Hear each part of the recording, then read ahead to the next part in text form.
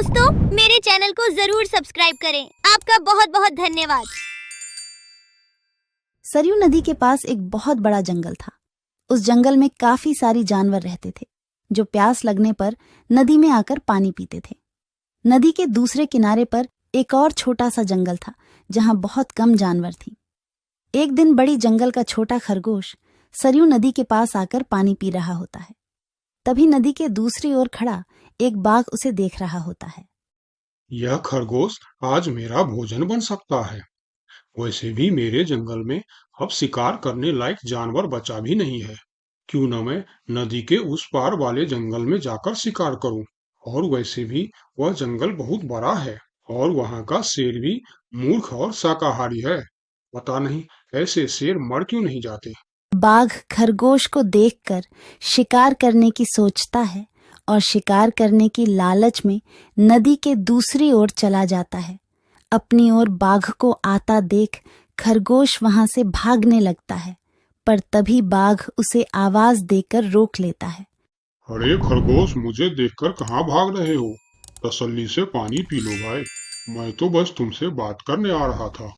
क्या तुम सच बोल रहे हो? हाँ, मुझे तुम्हारे जंगल का शेर सिंह के बारे में बात करना है।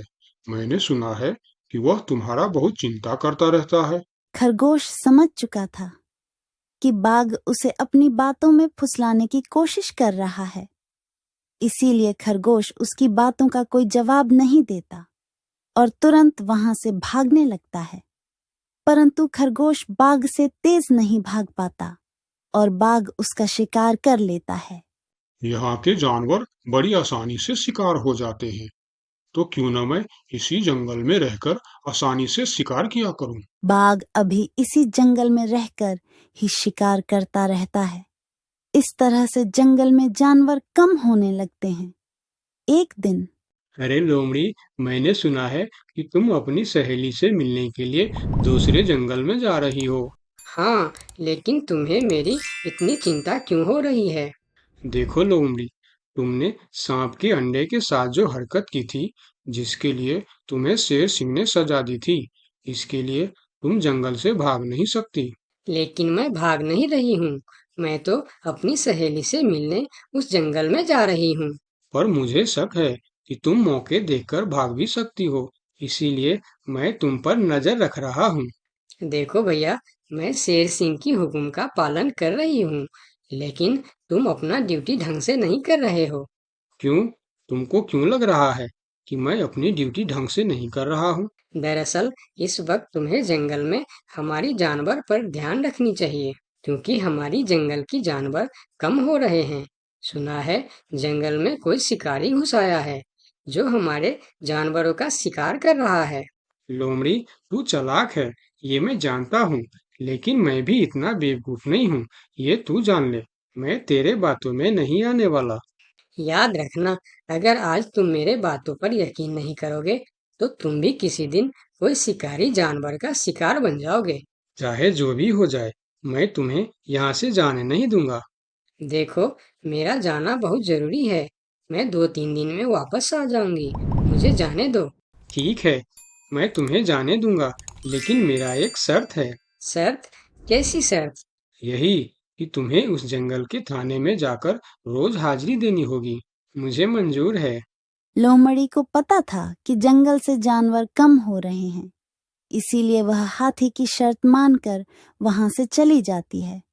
वहीं दूसरी ओर हाथी जंगल की निगरानी करने लगता है। तब दिखता है कि जंगल से कुछ खरगोश गायब है।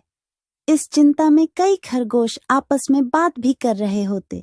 देखो भाइयों, हमें सावधान रहना होगा, क्योंकि जंगल से खरगोश गायब हो रहे हैं। हाँ, लेकिन इस बात का फरियाद हमें शेर सिंह को करनी चाहिए। तभी खरगोश की बात सुनकर हाथी उनके पास आता है। क्या हुआ है भाई? तुम सब आपस में क्या मीटिंग कर रहे हो? मुझे भी बताओ। हाथी भैया, तुम शेर सिंह के सेनापति हो। क्या तुम हमारी फरियाद राजा तक पहुंचा सकते हो? अरे भाई, तुम्हारी रक्षा करना ही मेरा ड्यूटी है। बताओ, तुम्हारी क्या शिकायत है? हाथी भैया, कुछ दिन से हमारे कई साथी गायब हो गए हैं। अगर तुम्हें अपनी जंगल की फिक्र है, तो हमारी साथी खरगोश को ढूंढ के लेके आइए। क्या तुम्हें किसी पे शक है? हम सिर्फ इतना जानते हैं कि जो खरगोश गायब हुए हैं वह सब पानी पीने के लिए नदी के पास गए थे और तब से वापस नहीं आए हैं। और वह लोग गायब कितने दिन से हो रहे हैं? पिछले कई दिन से एक एक करके खरगोश गायब हो रहे हैं हाथी भैया। खरगोश की बात सुनकर अब हाथी को भी लोमड़ी की बात पर यकीन हो जाता है। लोमड़ी भी यही कह रही थी कि जंगल में कोई शिकारी आया है। हाथी वहाँ सोच ही रहा होता है कि तभी वहाँ 2 बकरी आती है। हे भगवान, अब क्या होगा? कौन बचाएगा हमें?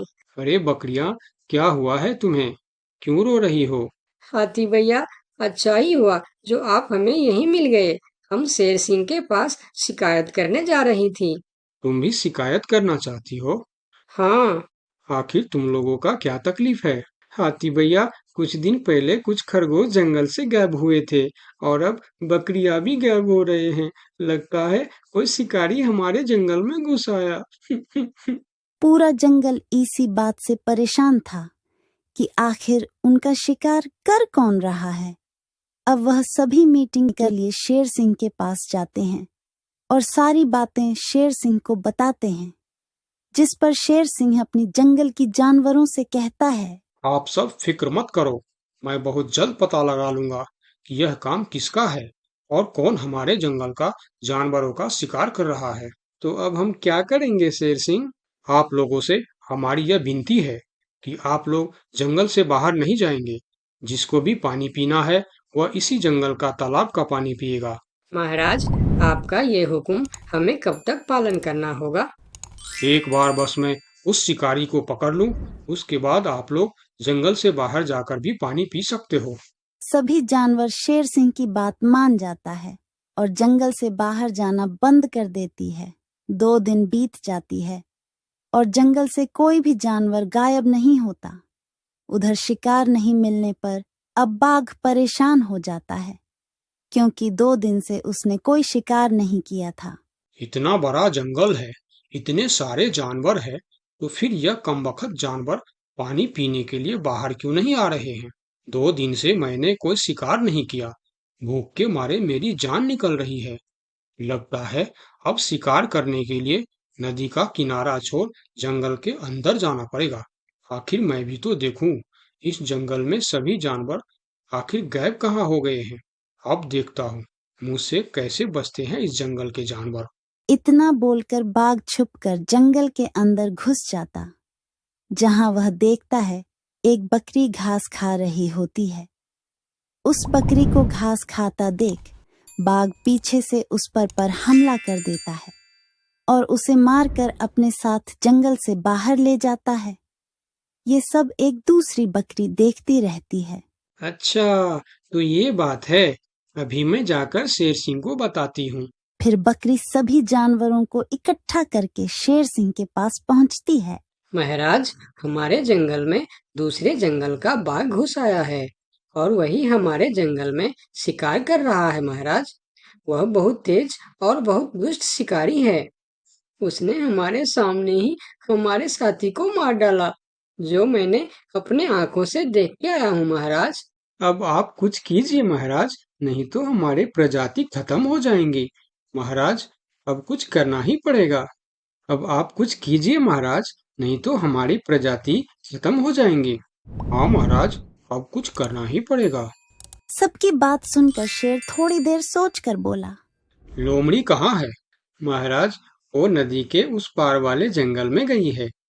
शेर सिंह लोमड़ी के मदद से बाघ को पकड़ने का मन ही मन प्लान करके बोला, देखो, इस जंगल का जानवरों का रक्षा करना हमारा पहला कर्तव्य बनता है और मैं आप लोगों की रक्षा जरूर करूंगा। बस आप सबको मेरा साथ देना होगा। जैसे मैं बोलूंगा वैसे आप सबको करना होगा। हाँ, हम सब तैयार हैं महाराज। तो सुनो, आप लोगों में से कोई भी उस नदी के किनारे नहीं जाएगा और जब वह शिकारी को शिकार नहीं मिलेगा तब वह जंगल के अंदर आने के लिए मजबूर हो जाएगा और वो जब जंगल के अंदर आ जाएगा तब मैं जंगल के किसी एक जानवर को उसके सामने भेजूंगा। फिर जैसे ही वह मेरे भेजे हुए जानवर का शिकार करने जाएगा हम सब उस पर हमला बोल देंगे। मतलब हम में से किसी एक को अपनी जान खतरे में डालनी होगी महाराज। हाँ, मगर मौत के मुंह में जाने के लिए कौन तैयार होगा महाराज? वह तुम्हें कल पता चल जाएगा। शेर सिंह अपने गुप्तचरों द्वारा लोमड़ी को संदेश भिजवाकर उसे वापस बुलाता है। आपने मुझे इतनी रात में यहाँ क्यों बुलाया महाराज? लोमड़ी, मैं तुम्हारी सजा माफ करना चाहता हूँ, मगर तुम्हें मेरा एक काम करना होगा। सजा से छुटकारा पाने के लिए मैं कुछ भी करने के लिए तैयार हूँ महाराज। ठीक है, तो सुनो। लोमड़ी की हाँ करती है। शेर सिंह ने बाघ को पकड़ने का प्लान उसे बता दिया। महाराज, जब बाघ मेरा शिकार करने आएगा तब आप मुझे टाइम पर आकर बचा तो लेंगे ना? मैं शेर हूँ, कोई नेता नहीं जो वचन देकर मुकर जाऊंगा। तुम निश्चिंत रहो, तुम्हें कुछ भी नहीं होगा। अगले दिन प्लान के अनुसार लोमड़ी नदी के किनारे जाता है। शिकार को आता देखकर बाघ खुश हो जाता है। वाह, आज मुझे पेट भरकर खाना मिलेगा। शिकार के नजदीक आते ही मैं उसे मार दूंगा। लोमड़ी डरते डरते नदी के किनारे पहुंच जाता है। हे भगवान, टाइम पर शेर सिंह को भेज देना। कैसी हो लोमड़ी? मैं ठीक हूँ बाघ भाई। अभी तो तुम ठीक हो, लेकिन थोड़ी देर बाद ठीक नहीं रहोगे। क्या मतलब? मतलब ये कि मैं अभी भूखा हूँ, और जब मैं भूखा होता हूँ तो किसी का भी शिकार कर लेता हूँ। इतना बोलकर जैसे ही बाघ लोमड़ी की तरफ जाता है, वो शेर सिंह के जाल में फंस जाता है और वहां सारी जानवर आ जाता है। बाघ, तू शिकार के लालच में मेरे चंगुल में फंस गया है। अब तेरी कहानी खत्म। तुमने मुझे धोखा दिया शेर सिंह। जैसी करनी वैसी भरनी, मुहावरा तो तूने सुना ही होगा। बाघ, तू सबको धोखे से मारता था, इसीलिए मुझे तुम्हें भी धोखे से मारना पड़ा। मुझे माफ कर दो शेर सिंह, मैं हमेशा के लिए जंगल छोड़कर चला जाऊंगा। तूने हमारे जनता पर अत्याचार किया है, अब तुम्हें इसका हिसाब चुकाना पड़ेगा। साथियों, अपना बदला ले लो। शेर सिंह की आज्ञा मिलते ही सारे जानवर उस बाघ पर टूट पड़ता है। इस तरह से शेर सिंह अपने चालाकी और सूझबूझ से अपने जंगल के जानवरों की रक्षा करता है। इस कहानी से हमें यही सीख मिलती है कि धोखे का अंजाम धोखा ही होता है, जैसी करनी वैसी भर।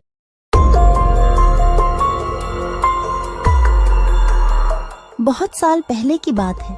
लक्ष्मीपुर के जंगल में एक पुरानी झील थी। वहां दिन में तो कोई घटना नहीं होती, पर थोड़ा सा भी अंधेरा छाते ही वह झील एक खूनी झील बन जाती। उस दौरान जो भी जानवर उस झील पर पानी पीने आ जाता, वह जिंदा वापस नहीं आता।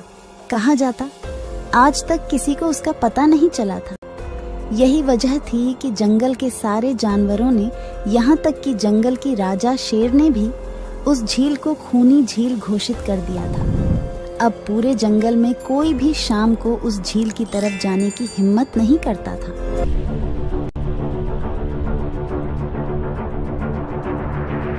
एक दिन उस जंगल में एक बंदर आ जाता है। उसकी और खरगोश की मुलाकात होती है। अरे बंदर भाई, कौन हो तुम? पहले तो तुम्हें इस जंगल में कभी नहीं देखा। खरगोश भाई, आज तक मैं शहर में इंसानों के बीच चिड़ियाघर में था, किसी तरह आजाद होकर आया हूँ। क्या इस जंगल में मेरे रहने के लिए कोई जगह है? हाँ बंदर भाई, ये हम जैसे जानवरों का घर है, इंसानों का चिड़ियाघर नहीं। आओ, मैं तुम्हें पूरी जंगल की सैर करवाता हूँ, सारी जगह के बारे में बताता हूँ।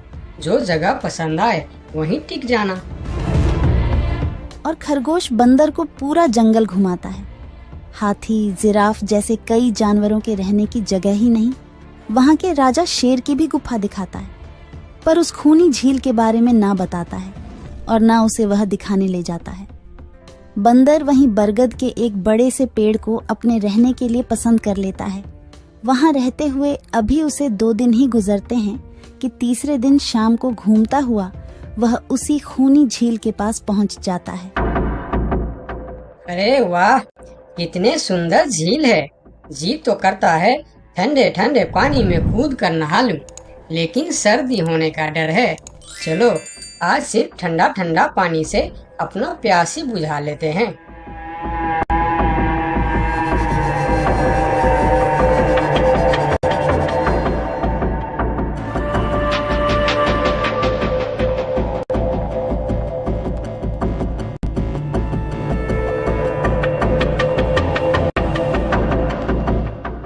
अरे बंदर भाई, तुम इतने डरे हुए क्यों हो? कहाँ से आ रहे हो? झील में पानी पीने गया था और जिंदा वापस आ गए। क्या मतलब? तुम्हें पता नहीं? वह इस जंगल की खूनी झील है। शाम होने पर कोई भी वहाँ जाता है तो जिंदा वापस नहीं आता। उसकी लाश का भी पता नहीं चलता कि वह कहाँ गायब हो जाती है। इसीलिए शाम होते ही कोई भी उस खूनी झील की तरफ नहीं जाता। ये हमारे राजा का आदेश भी है। कमाल है, मुझे तो पता ही नहीं। कैसे पता नहीं? तुम्हें वह खरगोश भाई ने बताया नहीं? लो, खरगोश भाई भी आ गया। अरे खरगोश भाई, आपकी वजह से आज बंदर भाई की जान जाते जाते बची। मेरी वजह से? हाँ, तुमने बंदर भाई को पूरा जंगल घुमाया, हर जगह के बारे में बताया। इस खूनी झील के बारे में क्यों नहीं बताया? भूल गया भाई, मैंने तो सोचा ये तो पेड़ पे रहते हैं, इन्हें झील से क्या काम। अभी अभी इन्हें खूनी झील की खूनी ने पकड़ने की कोशिश की, ये तो बाल बाल बच गए, वरना खूनी झील की खूनी, क्या तुमने उसे देखा? क्यों, क्या तुम लोगों ने आज तक नहीं देखा? नहीं, हम में से कोई कभी भी शाम को उस तरफ जाते ही नहीं और दिन में कोई घटना नहीं होती। और यह बात वह जाकर शेर के दरबार में सभी को बताता है। उसकी बात सुनकर किसी को भी यकीन नहीं आता है। क्या बात कर रहे हो बंदर? मैं सच कह रहा हूँ महाराज, लेकिन हम लोगों तो कभी आज तक देखा ही नहीं, क्योंकि आप लोग उसे खूनी झील समझकर दिन में ही वहाँ जाते हो और शाम होते ही आप लोग डर के मारे वहाँ जाना बंद कर देते हो। पूरे दिन वह मगरमच्छ झील में छुपा रहता है, शाम होते ही चुपचाप निकलता है और झील के पास पानी पीने आए जानवरों को खा जाता है। और आप लोग समझते हैं कि यह झील ही खूनी है, जबकि खूनी यह झील नहीं, इसमें छिपा हुआ मगरमच्छ है। हमें तो यकीन नहीं हो रहा है। वही तो बंदर भाई, हमें अगर पहले पता होता कि आप इतने बड़े झूठे हो तो हम अपने जंगल में आपको रहने की कभी जगह नहीं देते। अरे यार, आप लोग मेरे बात पर यकीन क्यों नहीं करते? मैं आप लोगों का भलाई के लिए ही बोल रहा हूँ। अगर तुम्हारी बात सच्ची है तो क्या तुम उस मगरमच्छ को हमें दिखा सकते हो? क्यों नहीं महाराज, आज शाम होते ही आप लोग वहाँ जाकर पेड़ और पत्थरों के बीच छुप जाना। और फिर शाम को वह सभी उस खूनी झील के पास जाकर छिप जाते हैं। झील के किनारे जाकर बंदर 2-3 बड़े बड़े पत्थर उस झील के पानी में फेंकता है। पत्थर के गिरने की छपाक छपाक की आवाज सुनकर मगरमच्छ पानी के अंदर चलता हुआ शिकार करने वहां आता है। मगर वहां पेड़ के पीछे छिपे दिखाई देते हाथी को देखकर वह सावधान हो जाता है और सोचता है, अच्छा, तो यह लोग मुझे छुपकर देखने आए हैं। अब मैं क्या करूं? हाँ, ये लोग तो बेवकूफ है, इन्हें फिर से बेवकूफ बनाते हैं। मैं फिर से पत्थर बन जाता हूँ। देखा, हमने कहा था ना, झील में एक बड़ा सा पत्थर है। हाँ, देखो, यही पत्थर तो हमें हमेशा रात में दिखाई देता है। हाँ, वही तो। ये पत्थर सिर्फ रात को क्यों दिखता है, दिन में क्यों नहीं दिखता, कभी सोचा है? हाँ, रात को चंद्रमा की वजह से पानी में ज्वार आता है तो वह पत्थर ऊपर हो जाता है। दिन में ज्वार नहीं आता तो पत्थर पानी में डूबा रहता है। उनकी बेवकूफी भरी बातें सुनकर बंदर परेशान हो जाता है। अरे यार, तुम लोग भी ना समझते ही नहीं। ठीक है, चलो एक काम करते हैं। तुम लोगों को लगता है ना कि वह बड़ा पत्थर, कि वह बड़ा ही मजबूत पत्थर है। अगर यह खुद ही बता दे कि यह एक मजबूत पत्थर है तो मैं भी मान जाऊंगा और अभी गुलाटी मारते हुए झील में छलांग लगा दूंगा और तैरता हुआ इस तरफ से उस तरफ चला जाऊंगा। यह सुनकर मगरमच्छ के मुंह में पानी आ जाता है।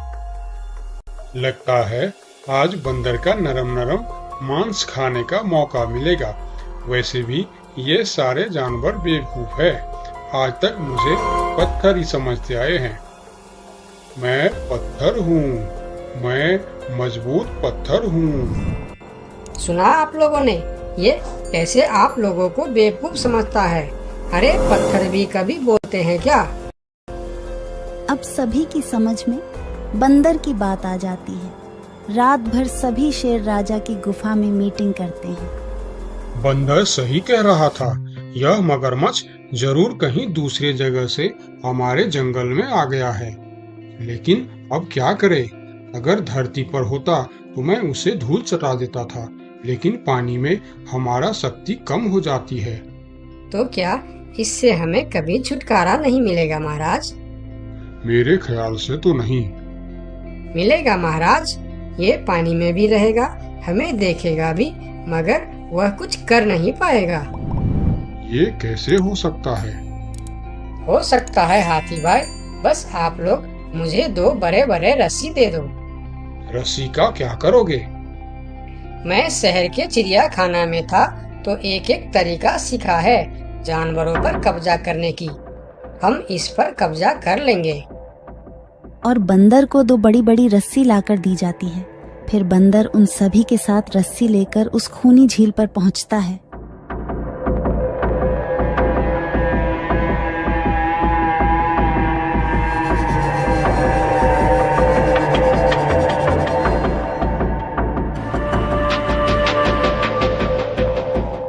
कल तक तो यह बंदर मुझे देखकर भागता था और आज पानी पीने आया है। लगता है ये भी दूसरे जानवरों की तरह मुझे पत्थर समझने लगा है। अभी इसे अपना निवाला बनाता हूँ।